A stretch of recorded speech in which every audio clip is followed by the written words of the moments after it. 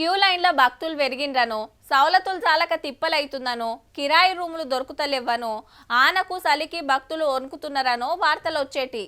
అప్పుడో ఇప్పుడో చిరుత పులులు తిరుగుడు, 4-5 వద్దులకు ఫారెస్ట్ వాళ్ళు పట్టేసి మళ్ళా అడవిలు ఇడిచిపెట్టుడు నడుస్తుంది. కానీ ఈ నడుమ గీసొంటి వార్తలు చూడాల్సి వస్తుందబ్బా.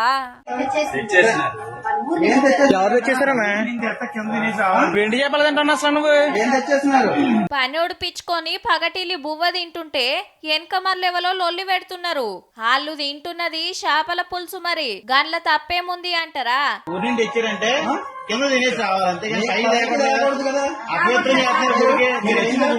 తింటున్నది తిరుపతి కొండ మీద, మరి అలిపిరి మెట్ల మీద కూసోని ఇద్దరు చేపల కూర తిన్నారు.